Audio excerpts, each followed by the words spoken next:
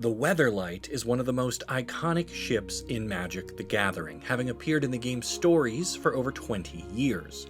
Created by Urza long ago, the legendary vehicle played a key role in Dominaria's campaign against the Phyrexians in their first attempt to invade the plane.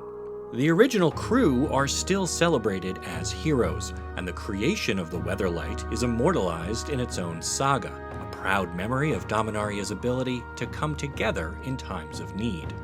And now, the Weatherlight has been called into action once again. The Phyrexians have returned, and they've rapidly spread under the leadership of Shieldred, who threatens the apocalypse for Dominaria.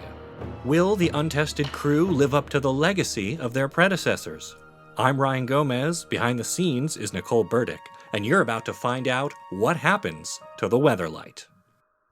Our story begins with the ship performing valuable reconnaissance for the Dominarian forces. Unfortunately, the only way they can avoid detection this deep in Phyrexian territory is to camouflage the Weatherlight by covering it with bits of their defeated enemies. The war has already taken its toll on the craft. Tiana, the ship's caretaker, begs for a chance to set down and make some repairs, but Captain Shauna can't spare the time. It's vital that they stay in the air, a mission which is immediately challenged by a bone dragon's attack. The Weatherlight's magical cannons tear a wing off their assailant, but it still suffers enough damage of its own that it must land before gravity takes over. Now stranded in hostile territory, the crew is devastated to learn they don't have the needed parts to make themselves airborne again. Raph, the ship's mage, detects a powerful energy source nearby. Hoping it contains useful materials, Shauna and Tiana join him to investigate. The trio closes in on a mysterious vortex, which they can neither penetrate nor dissipate. As they continue to search for a way in, someone walks out, and that's Braids. Braids has a long history on Dominaria. She was a dementia summoner for the Cabal, a death cult that worships money, and sometimes demons. She's also crazy, but in a fun way, like Jinx or Harley Quinn. Anyway, she spent a long time trapped in a nightmare of her own making, but the Cabal recently performed a ritual to free her, and now she stands before this swirling mass of dark magic. Braids tells Shauna and the others that she needs their help to kill herself.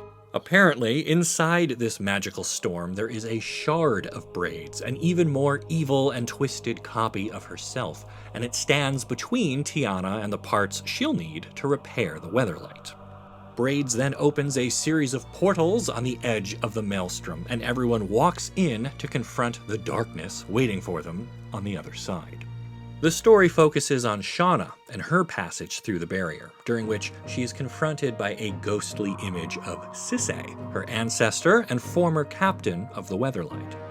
Nightmare Sisay taunts Shauna and tries to get her to give up and accept she'll never live up to the legacy of those who came before her, but Shauna is resolute. She slashes through the ghost and charges forward, determined to fix the Weatherlight and save Dominaria. She emerges inside the nightmare bubble and finds Tiana and Raph also made it through their own challenges. Waiting for them is the shard Braids, who ends up being a small challenge for the crew, but she is ultimately defeated when the real Braids swallows her up.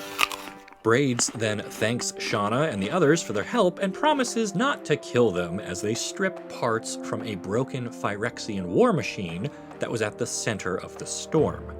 After acquiring everything they need to repair the Weatherlight, the group walks back to the ship only to find it is already in the air and on the attack. It seems that while they were away, the influence of the Phyrexian hides that were used for camouflage became too much for the ship to handle, and it became corrupted. The Weatherlight takes a shot at the crew and manages to kill a few red shirts before Tiana grabs Shauna, and they fly up to the deck to see if they can regain control. They quickly realize they cannot, and so instead pluck the ship's power stone and rescue Slimefoot, the last crew member still aboard who wasn't consumed by the Phyrexian gore. Tiana carries them back to the ground, and they watch as their beloved ship sails off, fully under Phyrexian control. The completed Weatherlight would return in the main story during the final battle at the Mana Rig, but the crew is still stranded in enemy territory, as far as we know. Can this legendary vehicle be saved, or will a new one have to be crafted and take to the skies in defense of Dominaria once again? Let me know what you think down in the comments, and be sure to like this video and subscribe to the channel so you don't miss the great stories you'll only find here on Magic Arcanum.